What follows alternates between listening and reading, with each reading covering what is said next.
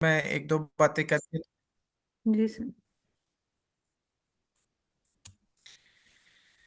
Okay, अस्सलाम वालेकुम जी। वालेकुम तमाम सलाम। स्टूडेंट्स को अभी देखें आहिस्ता आहिस्ता बाकी स्टूडेंट्स भी ज़ाहिर है शामिल हो जाएंगे जिसने होना हुआ। तो आज हम हमारी प्रॉपरली फर्स्ट क्लास है और ये हमारा तकरीबन अ, इरादा तो यही है कि जैसे जैसे क्लासेस होती रहेंगी हम आपको बाकी स्टूडेंट्स को अपडेट करते रहेंगे। बाकायदा जो भी क्लास में मटेरियल कवर होगा वो इसी क्लास के थ्रू वीक वीक में, क्योंकि नॉर्मल इस आप बाकी जगहों पे भी इंगेज होते हैं, अपनी रेगुलर क्लासेस भी आपकी चल रही होती हैं, तो इसलिए वीक में सिर्फ एक क्लास रखी जाएगी। ठीक है, और उस क्लास में भी आपको जो भी हमारा टॉपिक होगा वो डिस्कस किया जाएगा और उससे रिलेटेड भी जो मटेरियल हेल्पफुल हो सकता है वो आपको दिया जाएगा। ठीक है, और ताकि आप सारा वन टू ऑल जो है वो सारा कवर कर सकें साथ साथ। इसके अलावा जो हमारा ग्रुप बना हुआ है व्हाट्सएप पे, जो भी कोई इशू होता है तो वो उधर भी डिस्कशंस आपकी रहनी चाहिए। इंशाल्लाह कोई ऐसी चीज़ नहीं होगी कि जो अनक्लियर रह जाए। ठीक है, बाज़ औक़ात होता ही है कि कुछ ऐसी सिचुएशन आ जाती है कि उ उसमें कोई चीज़ क्लियर नहीं हो रही, तो उम्मीद है कि अगर उसको प्रॉपर टाइम हम देंगे तो वो क्लियर हो जाएगी। ठीक है? तो इन इन शॉर्ट कि ये जो पूरा कोर्स होगा, जो आज से हम स्टार्ट कर रहे हैं, ये कोशिश यही की जाएगी कि जो भी हमारी ये ऑनलाइन क्लास है, इसमें आपको पूरा लेक्चर डिलीवर किया जाए और इसके अलावा व्हाट्सएप ग्रुप में या सारे जो रिसोर्सेज़ होंगे उससे रिलेटेड आपकी फर्दर अंडरस्टैंडिंग के लिए और फिर आपको खुद से भी यकीनन एफर्ट करनी चाहिए। देखें, जब आप सारे यहाँ पे जो मौजूद हैं वो सारे माशाल्लाह सीनियर स्टूडेंट्स हैं और उसमें मैं आपको बताऊँ कि ये कोर्स जो है जैसे अभी हम टाइपस्क्रिप्ट का स्टार्ट करेंगे इस कोर्स में, तो ये तो नॉर्मली बैचलर्स में करवाया जाता है। तो क्योंकि हमें ऑलरेडी वो नहीं किया हुआ तो हमें ये करना पड़ेगा। तो इन इन मतलब इन अदर वर्ड्स के सारी चीज़ें आपके लिए अप्रोचेबल होंगी। ऐसा नहीं होगा कि कोई भी चीज़ आप ये समझें कि यार दिस इज़ समथिंग जो मुझे मुश्किल लग रही है। ठीक है? तो थोड़ा टाइम ज़रूर देना पड़ेगा, कंसिस्टेंसी बहुत इम्पोर्टेंट है। आप कंसिस्टेंट नहीं होंगे तो यकीन करें कुछ भी नहीं हो सकता। ठीक है? छोटी से छोटी चीज़ भी आप नहीं कर सकते अगर आप कंसिस्टेंट नहीं हैं, फ़ोकस नहीं कर रहे। ठीक है? तो अच्छी बात इसमें यही है कि अगर आप प्रॉपर थोड़ा-सा अपने लिए टाइम निकालें, इस कोर्स के लिए 1 डेढ़ घंटा रोज़ भी देंगे, तो आपको चीज़ें समझ आना शुरू हो जाएँगी। फिर जब समझ आना शुरू हो जाएँ, तो फिर बंदा अपनी पेस के साथ आगे चल सकता है। ठीक है? तो अभी मैं इकरा आप स्टार्ट कर दें और जी जो सर भी ठीक। हमारा जो फर्स्ट लेक्चर है उसके जो कंटेंट है वो शेयर करें स्टूडेंट्स के साथ। जी सर ठीक है। मैं स्टार्ट करती हूँ सर, आप भी बीच में ना ऐड करते जाइएगा क्योंकि जितना मुझे लगता है इतना अच्छा एक्सप्लेन नहीं कर सकूंगी अभी, क्योंकि फर्स्ट लेक्चर है, तो आप बीच में ऐड करते जाइएगा। नहीं, कोई इशू नहीं है इसमें। हम हमारा ये जो लेक्चर है ये काइंड ऑफ डिस्कशन ही है। ठीक जी है, तो इसमें सिर्फ मैं या आप नहीं बल्कि यहाँ पे और भी जो स्टूडेंट्स हैं वो कोशिश करें कि इसको डिस्कशन मोड में रखें। ठीक है, और ये जो चीज़ें हैं ये वाली ये मतलब आप ये हर एक के लिए नहीं है, मतलब इंक्लूडिंग मी। तो कोई ऐसा इशू नहीं है, ये इंशाल्लाह आहिस्ता आहिस्ता हम सारे सीखेंगे। जी सर ठीक है। सबको स्लाइड्स शो हो रही हैं, काइंडली कंफर्म कीजिएगा।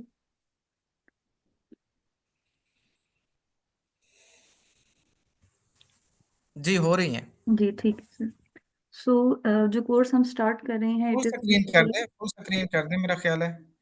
फुल स्क्रीन नहीं है, अगर फुल स्क्रीन कर देती हैं तो ज़्यादा अच्छा हो जाए। जी सर, अब ठीक है। हाँ, बिल्कुल ठीक है। Okay, this course is basically about generative artificial intelligence. तो हम फर्दर इसमें अब देखते जाएंगे कि व्हाट डज इट मीन। और बेसिकली हमारा थोड़ा सा इंटरेक्शन सबका रहा होगा, स्पेशली चैट जीपीटी से।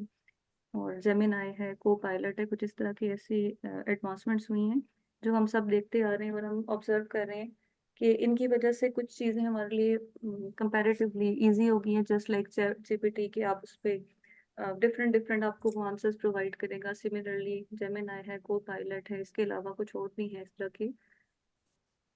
सो आर्टिफिशियल इंटेलिजेंस बेसिकली क्या है कि ये एक सब्स्टिट्यूट तो नहीं है ह्यूमन इंटेलिजेंस का, बट ये एम्पलीफाई कर सकता है क्रिएटिविटी को और इनजेन्युइटी को। यानी कि ये नहीं कह सकते कि आर्टिफिशियल इंटेलिजेंस जो है वो ह्यूमंस को रिप्लेस कर देगा, या वो सारी जो जॉब्स हैं या जो भी सारा कुछ है वो उसकी रिप्लेसमेंट हो जाएगी। But it is to help the human being, और उनकी क्रिएटिविटी को इन्हांस करने के लिए, उनको डिफरेंट जो है वो न्यू आइडियाज प्रोवाइड करने के लिए ये हेल्प आउट करेगा। So here is a figure, we can see कि एक जो ह्यूमनाइड रोबोट है वो डिफरेंट जॉब्स परफॉर्म कर रहा है। It can be a dangerous job, undesirable job, like जिसमें आप ह्यूमन बीइंग को नहीं उस जगह पे भेज सकते, तो वहाँ पे वो काम जो है वो एक रोबोट सर्व कर रहा है। और हम देख सकते हैं कि $675 बिलियन का रेवेन्यू जनरेट हुआ। दिस मीन्स के डिफरेंट जो आपके पास इस तरह के हैं, जैसे माइक्रोसॉफ्ट है, एनवीडिया है, तो इन्होंने इस आर्टिफिशियल रोबोटिक्स में या इस तरह के डिफरेंट चीज़ों को यूज़ करते हुए जनरेट किया डिफरेंट, क्या कह सकते हैं, रेवेन्यू जनरेट किया। और OpenAI and Figure will also join forces to develop AI technology aimed at helping robots and it perform dangerous and undesirable jobs. So here is an overview कि generative AI जो है उसकी application कहाँ कहाँ पे हैं। तो हम देख सकते हैं कि फाइनेंशियल में है, आर्ट एंड डिज़ाइन में है, music composition, virtual world, content creation, और आप में से बहुत सुने यूज़ भी किया होगा बहुत से जगहों पे, fashion and product design. This means के ऑलमोस्ट ऑलमोस्ट हर जगह पर ही इसका यूज़ है आर्टिफिशियल इंटेलिजेंस का। एंड जनरेटिव आर्टिफिशियल इंटेलिजेंस, वो भी हम देखते हैं कि जनरेटिव आर्टिफिशियल इंटेलिजेंस से क्या हमारा मीनिंग है। सो ये एक तरह से हमारे पास एक पाई चार्ट है जो कि हमें डिफरेंट डिफरेंट कंट्रीब्यूशन बता रहा है कि मार्केट शेयर जो है वो किन किन का है। तो जो फर्स्ट डायग्राम है उसमें हम देख सकते हैं कि इन्विडिया जो है वो 92% शेयर उसका है, और रिमेनिंग अदर दूसरों का 3 to 5%। सिमिलरली जब हम मॉडल्स की बात करते हैं, मॉडल एंड प्लेटफॉर्म की, तो माइक्रोसॉफ्ट है 30% शेयर के साथ, ओपन एआई है, गूगल है, ये डिफरेंट डिफरेंट इस तरह की हैं। और सिमिलरली जो फर्दर सर्विसेज की अगर हम बात करें, जो भी हम अपने कोर्स में फर्दर देखेंगे भी नेक्स्ट उसमें, तो उसमें तकरीबन 86% एरिया जो है वो आपको अदर्स के लिए नज़र आ रहा है, यानी वो कोई स्पेसिफिक कंपनी उसको डील नहीं कर रही। दैट मीन्स कि यहाँ पे काम किया जा सकता है और यहाँ पे हमारे पास बहुत सी अपॉर्चुनिटीज क्रिएट हो सकती हैं।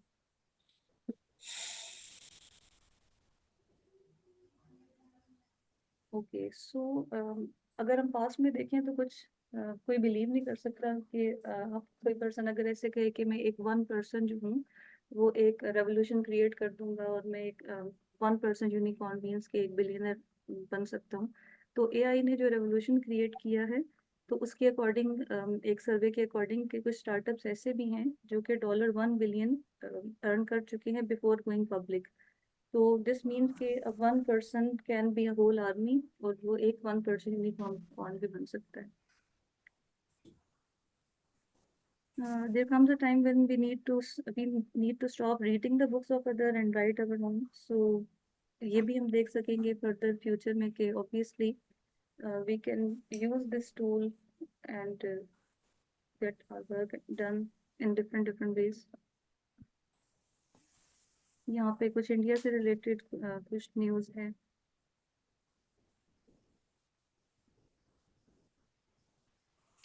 ये इसकी हेडलाइंस पढ़ दें। जी sir, this please. Is important. पर मुझे थोड़ी सी एक दफा मैं इसको जरा जूम आउट करूँ तो फिर क्लियर होगा। AI helps the world's biggest tech firms smash $10 trillion market capitalization ceiling. Nvidia replaces Facebook as the new kid on the block while Microsoft displaces Apple at the helm. ये हमारे पास एक headline है।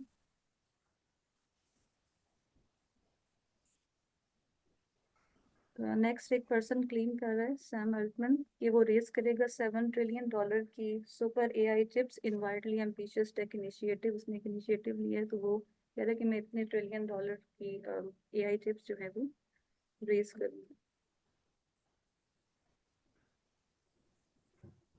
Okay, there is some news regarding Pakistan as well कि जो एक सर्वे है उसके according Pakistan third highest है in list of fastest growing software developer populations. और हम देख भी सकते हैं कि अब काफी ट्रेंड जो है वो चेंज हो चुका है हमारे यहाँ पे। सो जनरेटिव एआई जो है वो फास्टेस्ट अडॉप्टेड टेक्नोलॉजी है।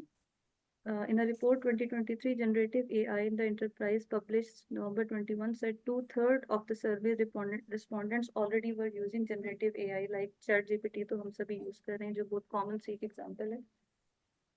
The rapid uptake of this technology is largely driven by executive recognizing its potential to significantly boost productivity. They are actively encouraging their leadership teams to deploy it and are dedicating considerable corporate resources for it. Similarly, adoption will climb to 77.8 million users in the first 2 years. मतलब इतनी highly adopted, इतनी fast जो है वो adopt की जा रही है technology कि 77.8 million users हैं in the first 2 years, more than doubling the adoption rate of both tablets and smartphone according to our forecast. Okay, so एक prediction है कि 2027 तक हमें 1 million machine learning specialist required होंगे। ये इंडिया से रिलेटेड बेसिकली है न्यूज़ के 1 मिलियन मशीन लर्निंग एक्सपर्ट्स जो है वो 2027 तक रिक्वायर्ड हैं। और यूएस से रिलेटेड एक न्यूज़ है, over half of all jobs driving the US economy will be significantly impacted by artificial intelligence.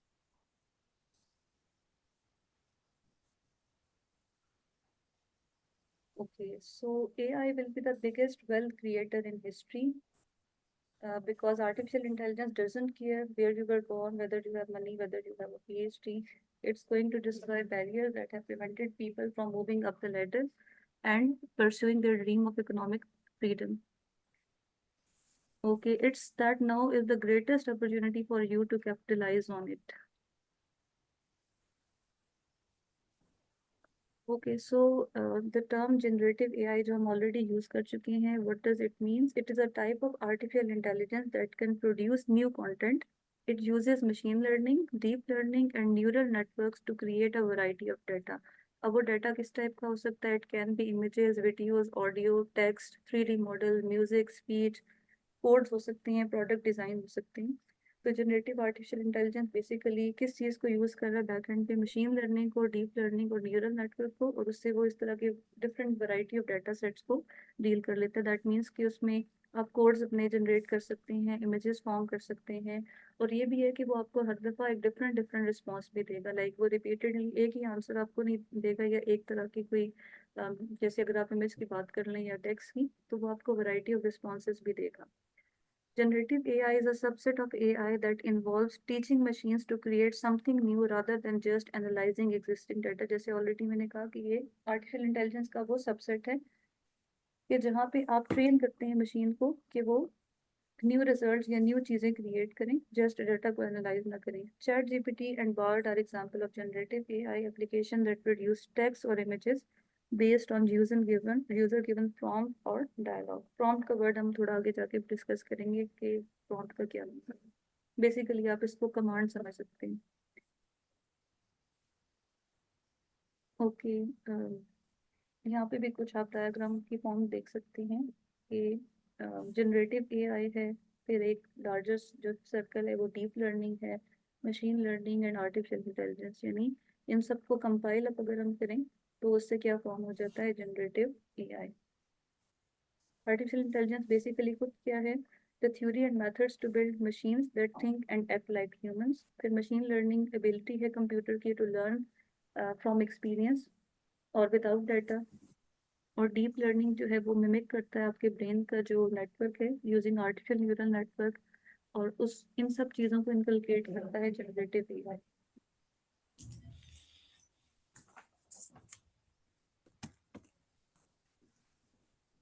Okay, कुछ रिस्क भी हो सकते हैं कि जब भी कोई न्यू टेक्नोलॉजी मार्केट में आती है तो उससे कुछ रिस्क और प्रॉब्लम्स भी हो सकते हैं।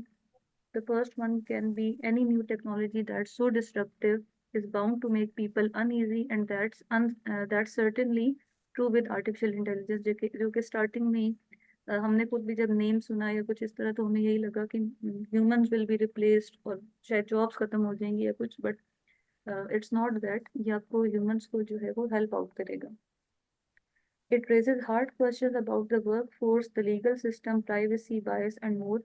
AIs also make factual mistakes and experience hallucinations. Okay, there is some diagram. जो एक first one है वो आपको old software user experience बता रही है, and the new one जिसमें new software user experience है. अब first one में क्या हो रहा है कि आप कंप्यूटर को खुद इंस्ट्रक्शन दे रहे हैं रिटर्न फॉर्म में, और फिर वो उसको प्रोसेस कर रहा है. लेकिन यहाँ सेकंड वन में आप देख सकते हैं कि आपके पास जो है ना वो जो ये थर्ड जो हेड जो हो रहा है कि यहाँ पे जो आपके पास सिस्टम है बीच में इन्वॉल्व, या जो इस तरह से कह लें, वो खुद थिंक कर रहा है, आपको वैरायटी ऑफ आइडियाज प्रोवाइड कर रहा है. तो इसमें न्यू सॉफ्टवेयर यूजर एक्सपीरियंस की बात हो रही है. So eventually, your main way of controlling a computer will no longer be pointing and clicking or tapping on menus and dialog boxes. Instead, you will be able to write or speak a request in plain English. And not just English, AIs will understand languages from around the world. तो different languages भी जो है वो artificial intelligence learn करेगा. Simply फिलहाल हम ये कह सकते हैं कि आप उसको कोई simple command भी देंगे अपनी normal language में, तो वो भी उसको interpret करेगा. Okay, so एक वर्ड एक टर्म यूज होगी LLM, that are large language models. So LLMs are a powerful tool of artificial intelligence that excels in natural language processing tasks.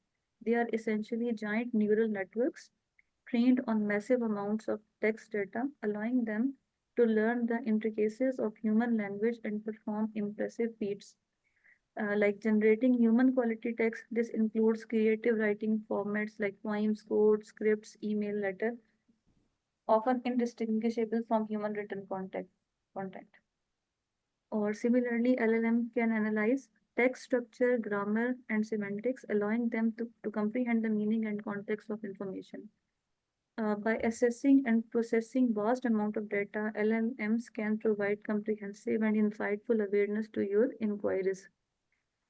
From translation and summarization to sentiment analysis and text classification, LLM are versatile tools for manipulating and understanding languages. Sir आप इसके बारे में थोड़ा सा कुछ add on कर दें LLMs के बारे में. ओके। अच्छा, ये जो चले एट द एंड करता हूँ, जी सर, आप ठीक है. कंक्लूड करें चीज़ें, जी फिर इंशाल्लाह। ठीक है सर. ओके, सो जो कोर्स हम स्टार्ट कर रहे हैं उसमें बेसिकली हमें एक लैंग्वेज सीखनी है दैट इज टाइप स्क्रिप्ट. मतलब हम जब फ्रंट एंड पे हम इसको फिलहाल यूँ समझ लेते हैं कि फिलहाल जो हम कमांड्स वगैरह अपनी लिखेंगे, जो भी काम करेंगे वो टाइप स्क्रिप्ट में होगा. और उसके बाद फिर हम पाइथन पढ़ेंगे, जो हम उसको बैक एंड पे यूज करेंगे अपने कोड्स के लिए और अपने जो भी हमने टास्क हमें रिक्वायर्ड हैं उनके लिए. सर आप स्टार्ट करें, मैं फिर उसके बाद जो है वो मेथडोलॉजी इंस्टॉल करने की वो एक्सप्लेन करूंगी. ठीक है, ठीक है। अच्छा जी, जो अभी तक इकरा ने बताया, मैं थोड़ा-सा उसको सम अप कर देता हूँ ताकि आपको आइडिया क्लियर हो जाए कि क्या है। देखिए, इसमें जो पहली कुछ स्लाइड्स इकरा ने आपके साथ शेयर की हैं, वो जस्ट फॉर द मोटिवेशन है और जस्ट फॉर द नॉलेज है कि हमें पता चले कि जो जनरेटिव एआई है या जो आर्टिफिशियल इंटेलिजेंस है, वो कहाँ-कहाँ तक पहुँच चुकी है और अभी वो कहाँ पे खड़ी है। ठीक है? और फिर हम ये परस्यू करें कि यहाँ पे हमारे लिए आगे क्या अपॉर्च्युनिटीज़ हो सकती हैं। आई मीन टू से कि हमें इस स्टेज पे जो भी एआई का बूम चल रहा है या बाकी जो इमर्जिंग टेक्नोलॉजीज़ हैं, उनके बारे में अंडरस्टैंडिंग हो कि उनका इस वक़्त वो किस जगह पे खड़ी हैं अपनी प्रोग्रेस के हवाले से, क्या-क्या चीज़ें लोग कर चुके हैं और क्या-क्या चीज़ें लोग परस्यू कर रहे हैं। तो ये जो इंट्रोडक्टरी स्लाइड्स थी, इनमें वो सारी चीज़ें थोड़ी बहुत डिस्कस हुई हैं, क्योंकि जो जनरेटिव एआई की टर्म पहले से मुतारिफ है, लेकिन जनरेटिव एआई की टर्म जो है वो स्लाइटली न्यू है। उसमें अ, इतना मतलब उस तरह से टेक्निकल टर्म्स में डिफरेंस ज़रूर है, लेकिन अदर वर्ड्स ये एआई ही है, ठीक है? सिर्फ़ इसको जनरेटिव का नाम इसलिए दे दिया गया कि हम इससे बहुत सारी अपनी प्रैक्टिकल चीज़ें करेंगे या कर सकते हैं। अब शुरू में जब एक बात इकरा ने बताई कि AI is not killing the human jobs, कि एआई जो है वो अ, ह्यूमन जॉब्स को रिप्लेस नहीं करेगी या किल नहीं करेगी। तो ये बात उस तरह से आप समझें कि जो जनरेटिव एआई या एआई है, ये ऐसा नहीं, ये उन लोगों को नुकसान नहीं पहुँचाएगी जो लोग जानते हैं इसको। लेकिन जो एआई या जनरेटिव एआई से वाकिफ़ नहीं है, उन लोगों को ऑब्वियसली ये रिप्लेस करेगी। उसकी वजह ये है कि मैं आपको बताऊँ कि आप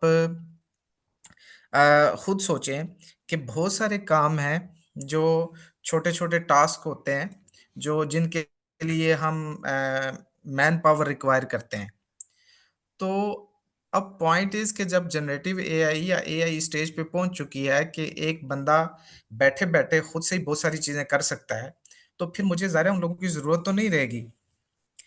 तो असल में पॉइंट ये है कि हर बंदे को ही इन चीज़ों को अंडरस्टैंड करना चाहिए और इसमें एआई में अपने लिए ऑप्शंस ढूँढनी चाहिए, ठीक है? और दूसरी बात ये होती है कि नॉर्मली मैंने देखा है कि लोग उन चीज़ों की तरफ ज़्यादा जाते हैं जो, जैसे मिसाल के तौर पे जी 2 महीने का कोर्स करें और डॉलर कमाएँ। फिर कोई आता है जी ये जी 6 माह का कोर्स है, ये कर लें और उसके बाद डॉलर कमाएँ। 15 दिन की एक स्किल सीखें और डॉलर कमाएँ। ये ऐसी सारी जो स्किल्स हैं, वो सारी अब आप देखिए ना, अब आप किसी से कहें कि कुछ अर्सा पहले बड़े ऑनलाइन काम लोगों को मिल भी रहे थे, कर भी रहे थे, डॉलर्स भी बन रहे थे। लेकिन अब उनसे पूछें तो वो कहते हैं कि यार ऑनलाइन तो काम रहा ही नहीं है। उसकी वजह क्या है? उसकी वजह यही है कि सारे जो ये छोटे स्किल्स थी 3-3 माह, 4-4 माह वाली, वो तो एआई ने बड़े आराम से रिप्लेस कर दी हैं। और दूसरी बात ये होती है कि आपने अगर इस फ़ील्ड की तरफ अपना इसको अपने लिए अर्निंग का सोर्स बनाना है, तो ऑब्वियसली आपको 3, 4 साल, 5 साल ऐसी जगह पे लगाने चाहिए ताकि कोई नया बंदा आए, तो उसे पता हो कि यार मैंने अगर दूसरे बंदे को रिप्लेस करना है, तो मुझे भी 3-4 साल की मेहनत करनी चाहिए, पड़ेगी। अब 2 माह का फॉर एग्ज़ाम्पल एक बंदा 15 दिन में एक स्किल सीख के पैसे कमा रहा है, तो दूसरा बंदा देखेगा तो वो भी 15 दिन में स्किल सीख के उसके बराबर खड़ा हो जाएगा।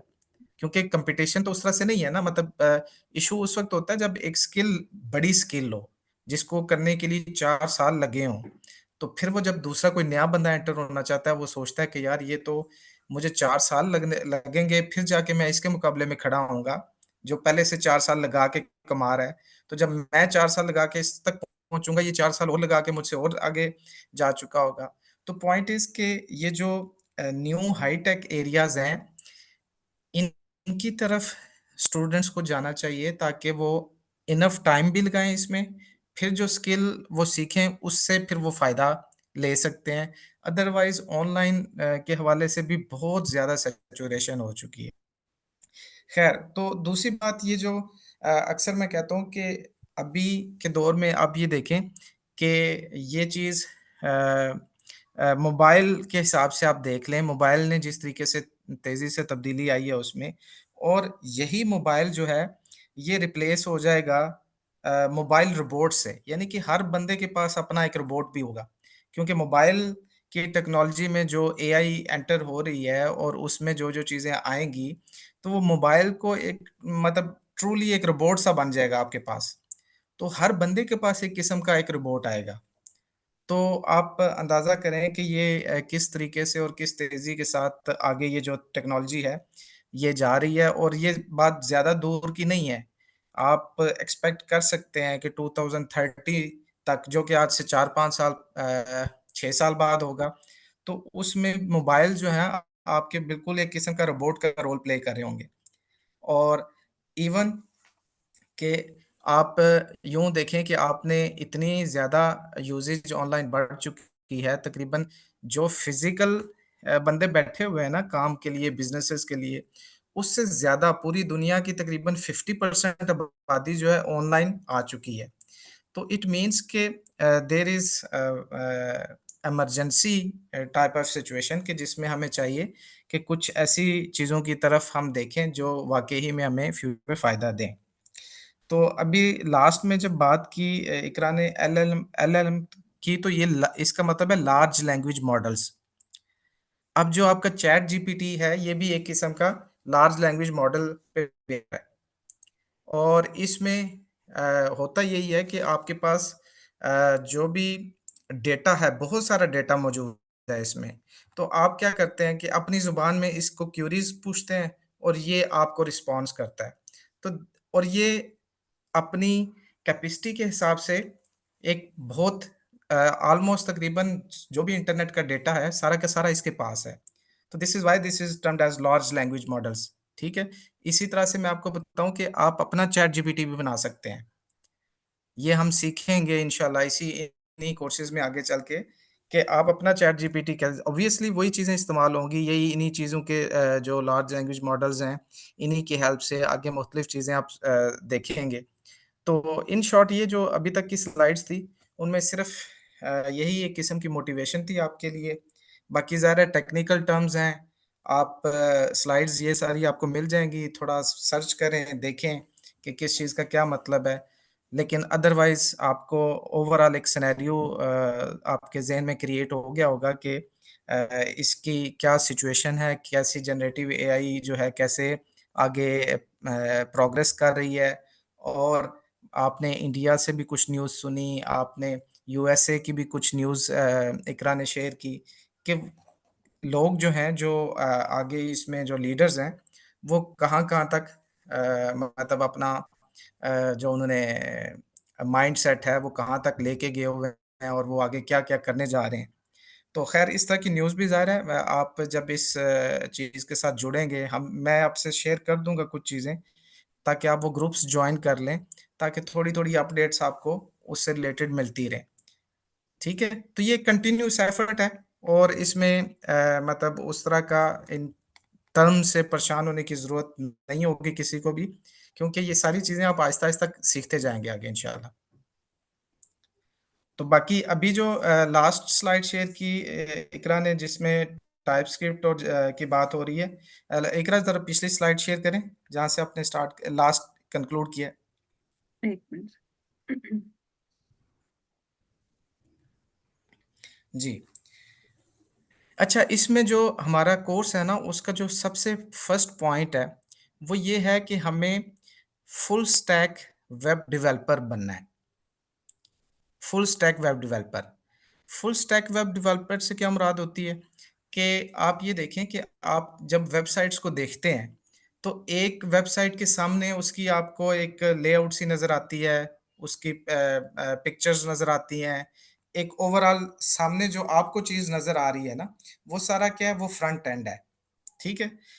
और आपस में पीछे इनकी फंक्शनिंग कैसे होती है, इनको किसी के साथ लिंक करना है इस वेबसाइट्स के पेजेज़ को आपस में या किसी डेटाबेस के साथ लिंक करना है या ये सारी चीज़ें क्या हैं, ये सारी चीज़ें उसके बैक एंड पे आ जाती हैं, ठीक है? तो फुल स्टैक डेवलपर का मतलब ये होता है कि एक ऐसा वेबसाइट डेवलपर जिसको फ्रंट एंड का भी पता हो कि कैसे मैंने डिज़ाइन करना है, क्या-क्या चीज़ मैंने यूज़ करनी है और पीछे भी सारी उसकी जो लिंकेज आपस में होती है, मुख्तलिफ फंक्शन, वहाँ पे प्रोग्रामिंग ज़्यादा इस्तेमाल होती है, जो फ्रंट एंड है, वहाँ पे प्रोग्रामिंग इतनी इस्तेमाल नहीं होती, वो डिज़ाइनिंग आपकी ज़्यादा इम्पोर्टेंट होती है उसमें। तो वो जो बैक एंड है, उसमें ज़्यादा प्रोग्रामिंग इन्वॉल्व है। तो आप सिर्फ़ टाइपस्क्रिप्ट की ही बेस पे फ्रंट एंड और बैक एंड मतलब फुल स्टैक डेवलपर बन सकते हैं।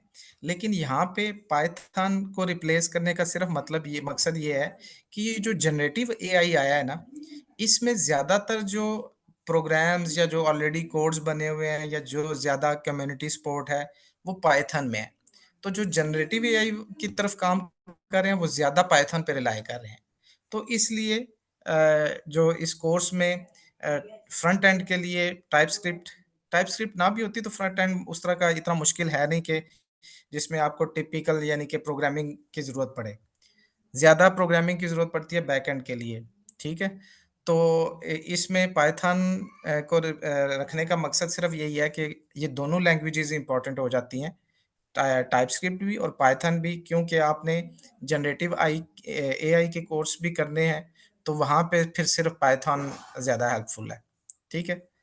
दोनों से हो सकता है काम, टाइपस्क्रिप्ट से भी हो सकता है, पाइथन से भी हो सकता है, लेकिन पाइथन को प्रेफ़रेंस इसीलिए मिल रही है कि जो जनरेटिव एआई की नई-नई चीज़ें आ रही हैं, उनके लिए प्रोग्रामिंग जो यूज़ की गई है, वो पाइथन ही यूज़ की गई है। ठीक है? और जो गाइडलाइंस अवेलेबल हैं, वो भी पाइथन से रिलेटेड अवेलेबल हैं। और कोड्स कोड्स वगैरह जो अवेलेबल हैं, वो भी पाइथन के हैं। तो इसलिए बेहतर है कि पाइथन बंदा सीखे। ठीक है? तो इसलिए मेरा ख़्याल है, क्योंकि ये जब मैंने लास्ट टाइम कोर्स किया था, तो उस वक़्त जो टाइपस्क्रिप्ट ही हमने पूरा कवर की थी। इस दफ़ा पाइथन को रख रहे हैं, तो उसका मकसद सिर्फ़ ये है कि जनरेटिव एआई को भी वहाँ से सपोर्ट मिलेगी पाइथन से। ठीक है? जी, कोई क्यूरी है किसी की, कोई क्वेश्चन करना चाह रहा है, तो वो कर सकता है। और इसको डिस्कशन ही लें, ये कोई यहाँ पे कोई एक्सपर्ट नहीं बैठा हुआ। सिर्फ़ ये है कि इसको डिस्कशन अच्छी हो, तो उसमें हमारी लर्निंग बेहतर होगी।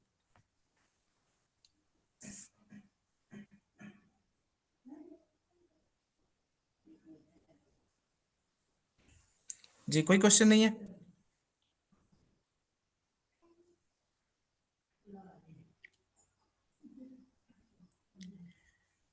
ओके। अच्छा, इकरा, आप यहाँ पे अभी आगे क्या बताएँगी हमें? सर, जो हमने टाइप स्क्रिप्ट को डाउनलोड करना है, मतलब जिस पे वर्किंग स्टार्ट करनी है, उसके लिए नोट जे और विजुअल स्टूडियो, इसकी इंस्टॉलेशन का बताना। ठीक हो गया, तो वो आप करके बताएँगी या सिर्फ़ स्टेप्स बता देंगी? सर, मैं स्टेप्स बता दूंगी, और फिर एक ट्यूटोरियल के लिए लिंक भी है कि अगर किसी को डिफिकल्टी हो, ना हो रहा हो, तो वो वहां से हेल्प ले सकते हैं। वहां पे जरा बिल्कुल ठीक है। वीडियो। तो चलें, अभी इस मीटिंग में के 2 मिनट रह गए। जी सर। अगर आप दोबारा कनेक्ट हो जाते हैं, तो भी ठीक है। बीच में डिस्टरप्शन नहीं आएगी। जी सर। ठीक है? जी। चलें जी, दोबारा मेरे ख़्याल से जॉइन कर लें, ताकि वो, क्योंकि ये दो 1 मिनट के बाद बंद हो जाएगी हमारी रिकॉर्डिंग।